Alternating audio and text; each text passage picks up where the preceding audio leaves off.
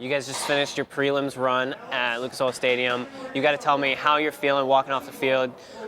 Lots of happy faces from the members. Absolutely. Well, this is our first time actually playing indoors. We haven't been in an indoor facility so far. So it's kind of going into the unknown and facing all your fears. You know, that's really kind of what marching band and competitive marching band especially is, facing fears. And tonight Wando came into a place that was completely foreign to them and it didn't bother them, which is great. We love that.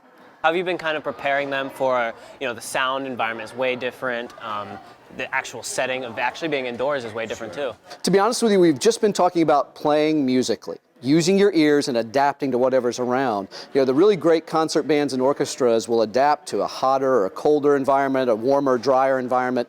And so we've really just tried to make them play as musicians this year. Imagine that, a marching band playing as musicians. Can you tell me about this year's show? I know it's about Alexander Calder. We hear a lot about that name in the show. Could you kind of, starting with the name, explain it from start to finish? So Alexander Calder made famous the idea of moving sculpture, most notably through mobiles hanging from the ceiling.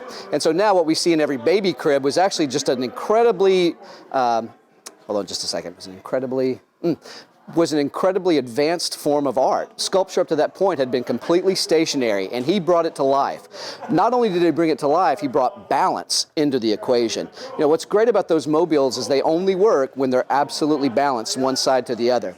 So if you listen in our show, he talks about he woke up, he was working on an oil rig at one point. It was in the middle of the ocean, and he saw the moon setting while the sun was rising, and he thought about the balance that everything has to be in to make life go.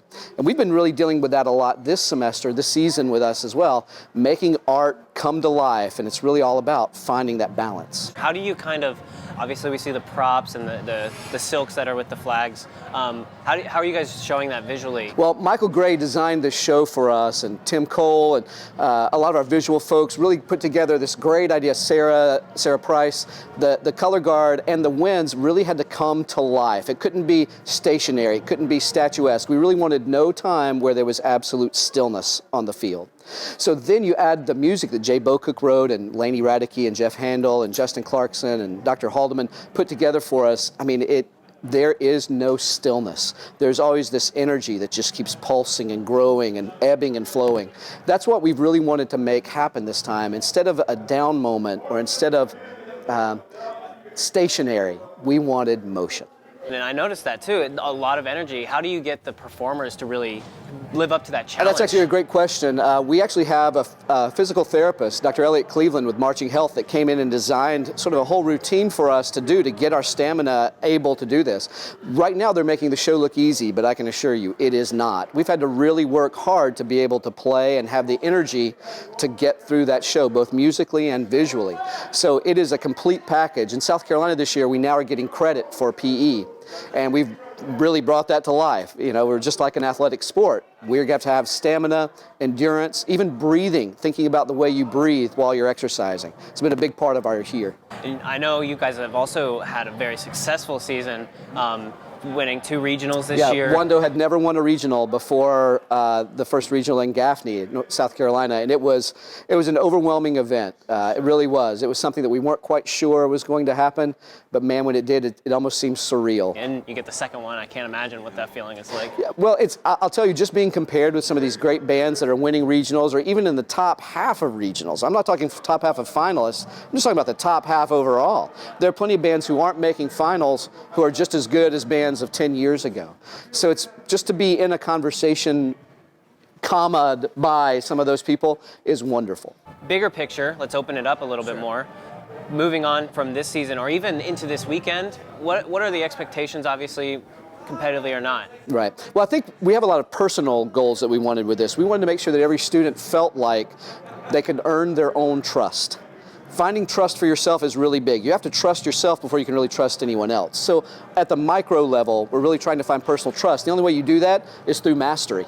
That's really the only place that you can find that. So then take that to the next area up and learning to trust each other for not just performance, but for life almost. And then take that even to a larger level of where you trust your instincts, trusting what it is and what is right.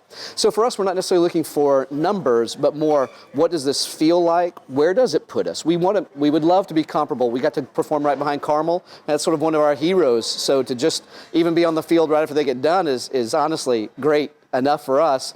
But just being compared with those folks and at least being, again, a comma attachment to any of those is really not somewhere we could have thought we would have been 5 years ago. Do you think that this year's show is harder or more complex, or what makes this year so special for you guys? I think because on an individual level, it really calls on each student to do their absolute dead level best. We don't have someone in the back corner just spinning something or just kind of doing something. Even our prop folks have to get involved with the pretty intricate T-pole work that they do at the very end. So what we love about this and what we have enjoyed inside, because we also do concert band this season, when we go inside, the same ideas are there. Personal responsibility. You know, we learned that at Marian Catholic all those years, personal responsibility and daily effort. And wow, what a powerful lesson for anybody to learn, but especially when you're in high school, learning that what I do actually affects me, not just today, but tomorrow and the next day. And it also affects everybody around me. And boy, to get that selflessness in there is a really powerful lesson. So we're trying to do that. On a larger scale, I think that we're trying to take the program to its full potential. And quite honestly, I don't think any of us know exactly what that is. We have some ideas, but we don't quite know what they are. We just want to keep exploring and saying, hey, can we do that? Sure, let's try it.